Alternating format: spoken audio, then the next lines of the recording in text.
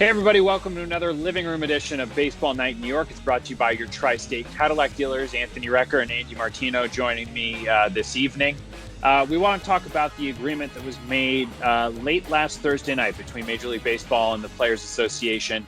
I'm going to give some cliff notes and then we'll get into the specifics and what it might mean from the player angle as well from Anthony. But, basically the important things are the players are getting the service time for a full season. The owners are getting the assurance that they don't have to pay as if it's a normal season. And in terms of how long the players will play into the fall, potentially into the winter, any of those decisions at the end of the day, the players union, the Players Association will be able to make that final call. There's a lot of new things that might be happening, neutral sites, avoiding hot zones in New York, maybe no home games for the Mets and the Yankees.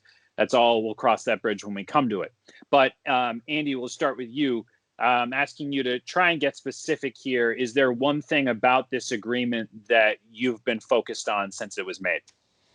Probably the two things that jump out, guys, is the what you mentioned, Doug, with the service time, because this obviously has implications for Mookie Betts, Marcus Stroman, James Paxton, DJ LeMahieu, anyone who's relevant to the larger picture in baseball, or the Yankees and Mets specifically, who is in their walk year, could, in theory, never play for their current team again if there is no season. Now, we're a long ways from that, and that sort of covers the second point, which is when and how do they start up. And I would just emphasize how tentative all those things remain, because everything's at the mercy of government direction, the virus itself, obviously, and its spread and the pace of that. So there's so many things that we don't know, and there seems to be quite a bit of wiggle room in the agreement for the things, some of which you just mentioned, Doug, the neutral sites. Although I wasn't hearing a ton about neutral site World Series being likely during these negotiations. I guess anything continues to be on the table. Length of season is unsure. Do you play in Arizona where it's warmer? If the virus, in fact, dies in the heat, we don't know if it does yet, so that's an indication that so many of these things remain questions. But what does not remain a question is this November, Mookie Betts, Marcus Stroman, James Paxton, et cetera, will be free agents. So, Anthony, again, all of this being up in the air at the moment, but I'm curious about, from the player perspective, if you're sitting at home right now hearing, you could play through Thanksgiving, you could potentially play through Christmas. You could play 2 doubleheaders a week. You could play for 21 straight days. Do any of those things seem impossible, or are players at home just thinking, whatever we can do to have as full a season as possible, I'm willing to try and do?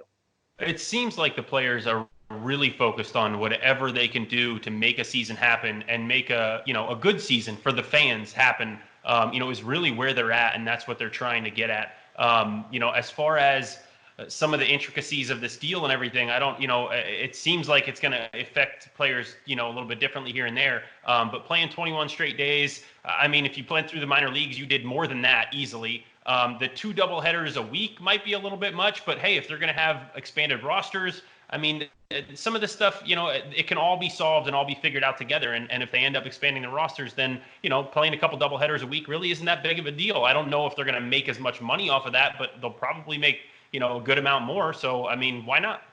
Have you talked to guys who are playing right now and not playing right now, and how they feel about this agreement? Yeah, and I've messaged a couple of them.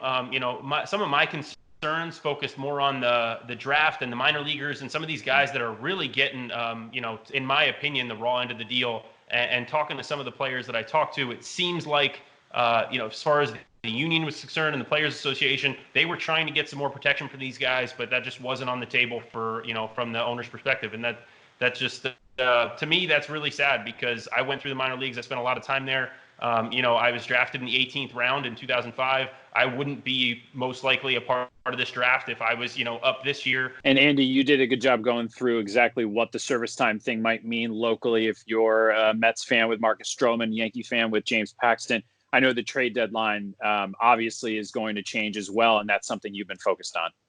Yeah, I was just curious as Thursday and Friday last week, as this was coming together.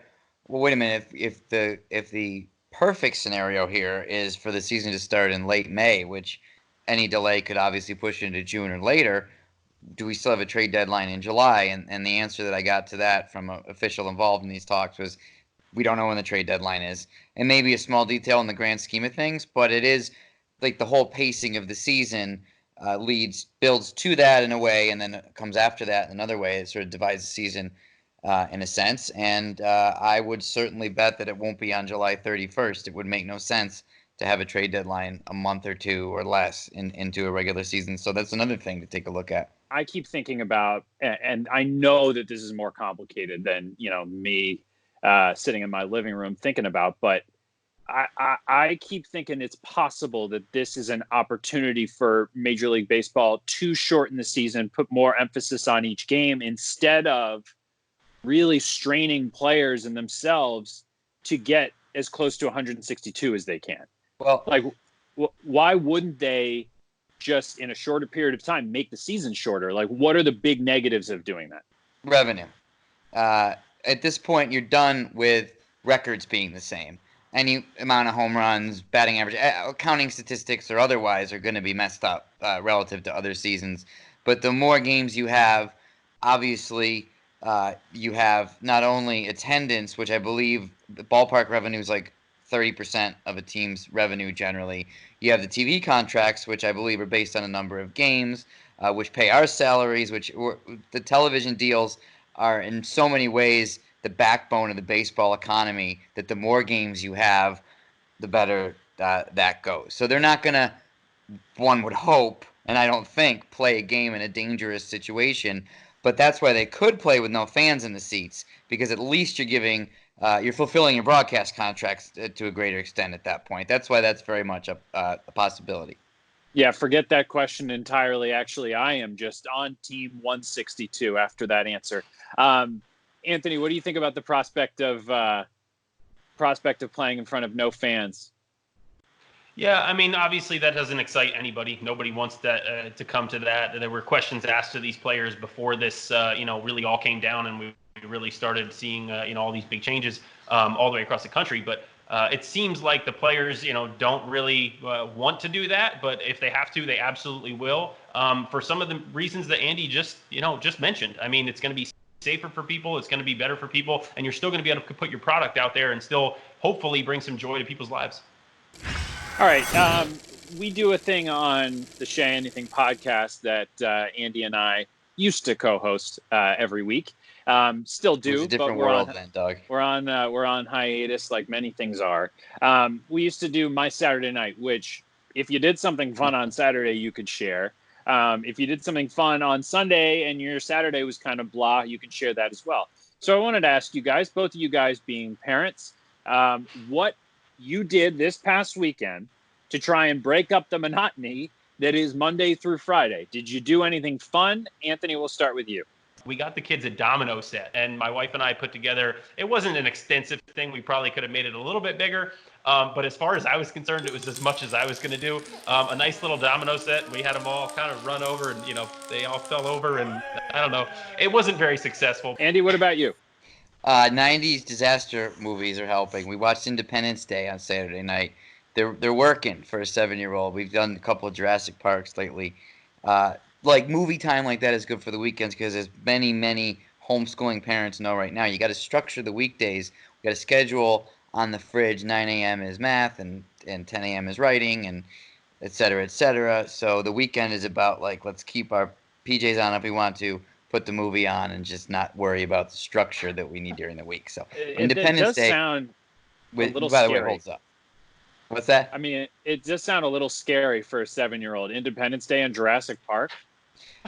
He was curled up in a ball, shivering and crying later, but it's good for him. Parents are wusses these days, so that's the way I like to play it. I think those are just movies that you guys enjoy, where you're like, yeah, this will do him some good. Andy Martino, Anthony Recker, we appreciate it. Thanks, guys.